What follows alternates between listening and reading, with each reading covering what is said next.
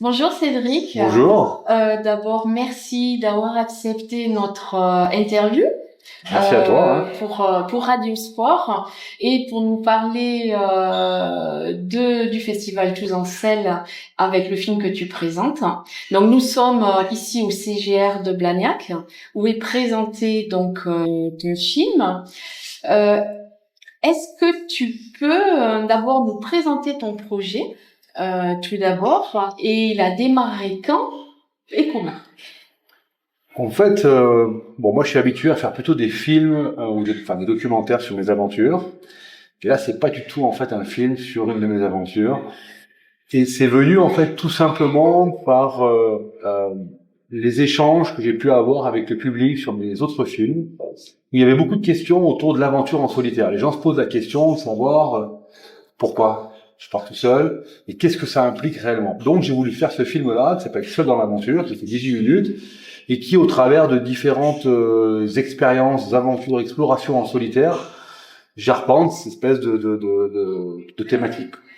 Oui, donc il faut savoir que tu parles de toi, Oui. de tes expériences en VTT. Il faut savoir que ces voyages que tu fais, donc c'est avec ton VTT.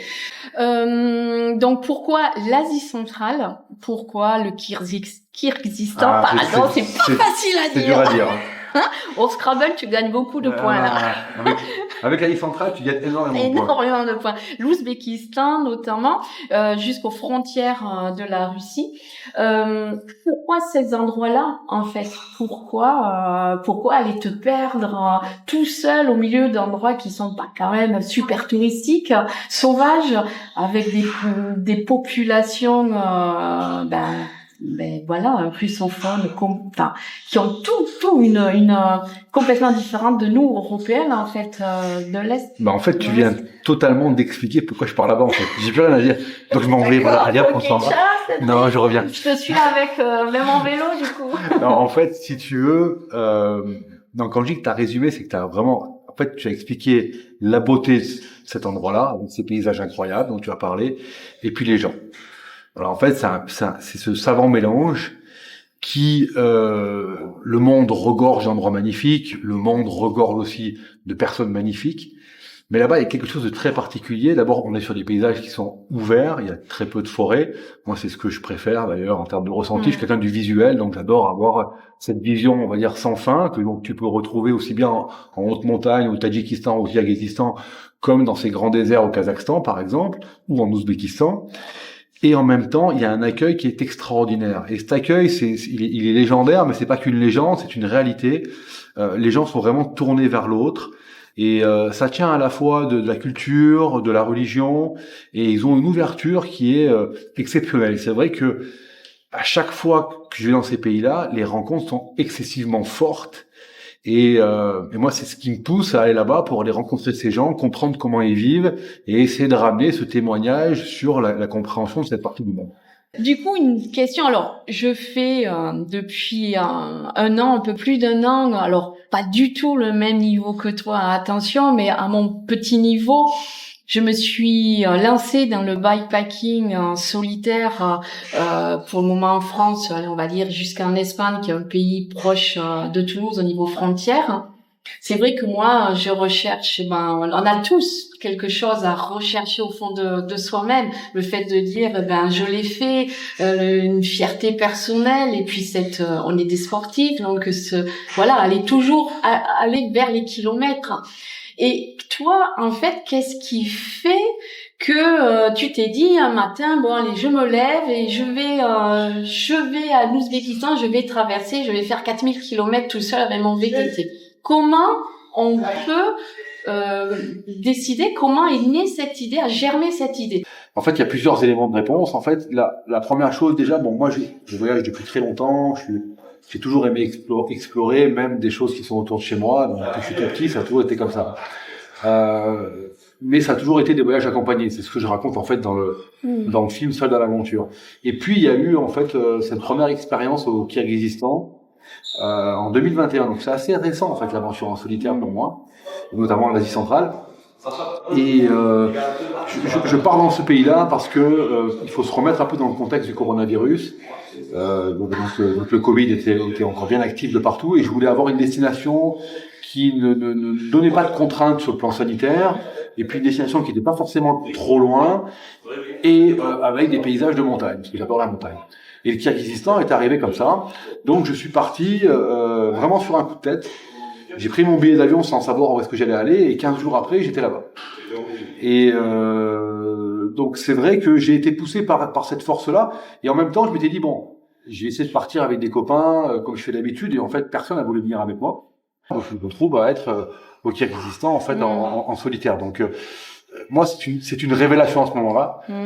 Voilà, je savais pas que c'était quelque chose qui me plairait. Je pensais que c'était vraiment quelque chose qui était que j'aurais fait de force et puis voilà, et puis j'aurais continué à refaire les choses comme avant. Et en fait non, c'est une vraie révélation. Et donc j'ai poursuivi dans ces explorations et dans ces pays-là, voilà, pour les raisons que j'ai pu évoquer. Au niveau physique, mental, comment tu arrives à te préparer, notamment au niveau nutritionnel aussi, au niveau sommeil, logistique. T'es parti très rapidement, mais t'avais quand même des notions, je pense, de préparation à ces voyages-là, qui sont quand même des voyages de l'extrême pour moi, et que d'ailleurs comme chacun. Donc tout le monde ne peut pas se lancer dans ces aventures que t'as fait du jour au lendemain. Donc explique-nous comment t'as réussi à te préparer à tout ça.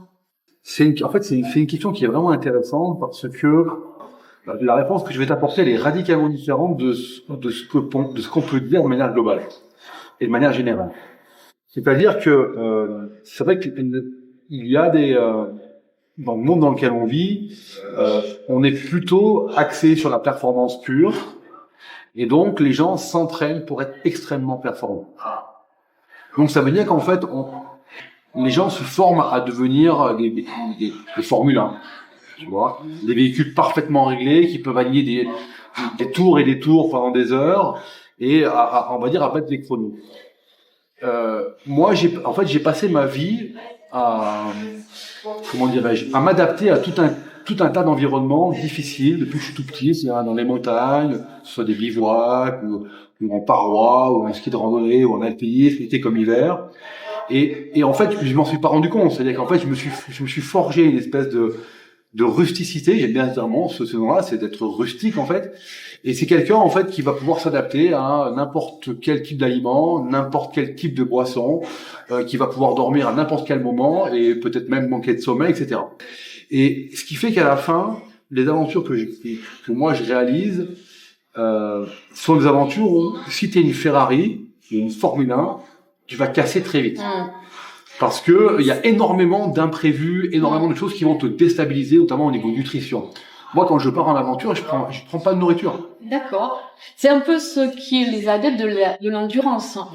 Oui. Parce que même en discutant autour de moi, quand je parle, il faut faire la différence entre l'endurance, comme on est en train d'expliquer, où effectivement tu caches ton chrono et qui arrive partir d'un point A et arriver à un point B, mais sans la notion de vitesse. Et ça, c'est vrai que pour les cyclistes, c'est compliqué en fait d'enlever son chrono. Beaucoup n'arrivent pas à le comprendre. Ah oui, mais il faut que je fasse 200 km à 30 à l'heure. Ouais, mais non, gars, ça peut pas le faire parce que tu as peut-être 15 jours derrière toi à faire. Oui, et puis c'est surtout, c'est toujours pareil. En fait, cette aventure en solitaire, elle se pratique dans des endroits compliqués, où il y a pas de supermarché, il y a pas accès à la nourriture comme on peut avoir chez nous en France et en Europe, où tu sais pas où tu vas dormir, où tu sais que personne va venir te chercher en cas de problème. Donc c'est toute la différence entre, par exemple, des gens qui vont faire de l'endurance en Europe, qui savent très bien que en 15 minutes un hélicoptère va arriver ou une équipe médicale. Donc c'est totalement différent que quand du monde et qu'en plus de ça, il faut rien qui t'arrive, tu vois. Donc c'est plutôt moi dans cet état d'esprit-là que je vis tout au long de l'année pour justement être prêt le jour J, quoi. C'est pas une histoire de faire des kilomètres, ni d'enchaîner le dénivelé, c'est d'être toujours dans dans cette espèce de bousculement intérieur. D'accord. Voilà, et c'est ce que je cherche tout le temps. Là, c'est tout bête, mais j'ai passé mon hiver à me baigner par des temps complètement incroyables. Alors, les gens me diront, c'est en Méditerranée, mais quand tu te baignes en Méditerranée au mois de janvier à 20h, quand il fait nuit et qu'il y a une tempête de vent, se mettre dans l'eau et rester dans l'eau 30 à 40 minutes, ça te demande en fait de prendre du recul par rapport aux éléments.